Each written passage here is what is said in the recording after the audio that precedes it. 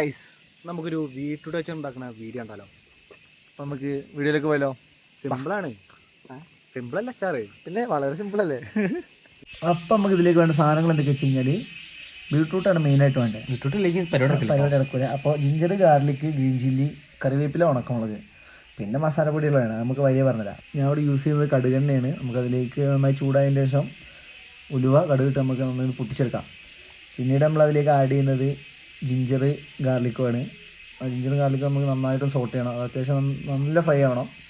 എന്നിട്ട് കാര്യമില്ല, അല്ലാണ്ട് നമ്മൾ വെറുതെ ഫ്രൈ ചെയ്ത് കഴിഞ്ഞാൽ പെട്ടെന്ന് അച്ചാർ കേടായി.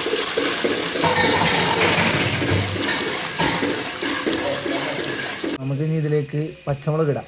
പച്ചമുളക് നന്നായിട്ട് വഴറ്റി വരുമ്പോൾ നമുക്ക് കുറച്ച് ഉണക്കമുളക്, കറിവേപ്പില, ഉണക്കമുളകും കറിവേപ്പില ഇടാം.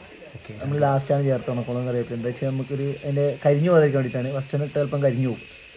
പിന്നീട് നമുക്കിതൊന്ന് നന്നായിട്ടൊന്ന് അതൊന്ന് ഉണക്കമുളകൊക്കെ ഒന്ന് നന്നായി സോട്ടായതിന് ശേഷം നമുക്ക് ഇതിലേക്ക് ആവശ്യമായ മസാലപ്പൊടികൾ വെക്കാം. അതാ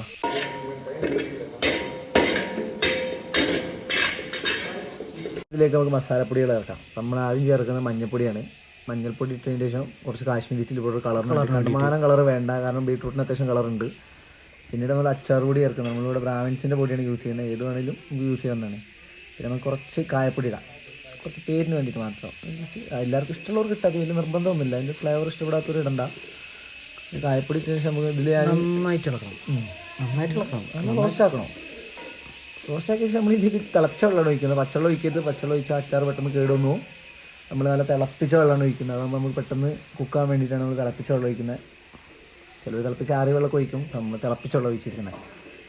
അതിൻ്റെ ശേഷം നമുക്ക് ഇതിലേക്ക് നമ്മളെ മെയിൻ താരമായ ബീട്രൂട്ട് നമുക്കിടാം. ബീട്രൂട്ട് കുനുകുനാന്നരിയാണ്. നല്ല പെട്ടെന്ന് അത് വേവുള്ളൂ. ഒരു 2-3 ദിവസം കൊണ്ട് നമുക്ക് കഴിക്കാൻ പറ്റും പെട്ടെന്ന്. അപ്പോൾ തന്നെ നമുക്ക് യൂസ് ചെയ്യാം. 2 ദിവസം ഒന്നും വേണ്ട. ഇതൊന്ന് ജസ്റ്റ് ഒന്ന് സോട്ടായത്. ബീട്രൂട്ട് കണ്ടമാനം വേവിക്കണ്ട. പിന്നെ നമുക്ക് ആവശ്യത്തിന് ഉപ്പ്, പിന്നെ ടേസ്റ്റ് നമുക്ക് കുറച്ച് ഇതിടാം. നമ്മളെ പഞ്ചസാര കുറച്ചിട്ടാൽ വളരെ മൈൽഡായിട്ട് ഇട്ടാൽ കണ്ടമാനം ഇടണം, അല്ലെങ്കിൽ ഭയങ്കര സ്വീറ്റായി പോകും. പിന്നെ നമ്മളെ മെയിൻ താരം അച്ചാർ നാശാവാതിരിക്കാനുള്ള എന്താണ് വിനാഗിരി. അത് മസ്റ്റാട്ടോ. ഞങ്ങളുടെ നാട്ടിൽ വിനാഗിരി എന്ന് പറയുക. വിനിഗർ പരിഷ്കാരികളാണ്. വിനിഗർ വെച്ച് നമുക്ക് ജസ്റ്റ് ഒന്ന് ബോയിൽ ചെയ്താൽ മതി. കണ്ടമാനം അങ്ങോട്ട് തിളപ്പിക്കേണ്ട ആവശ്യമൊന്നുമില്ല. കുറച്ചൊന്നും തിളപ്പിച്ചാൽ മതി.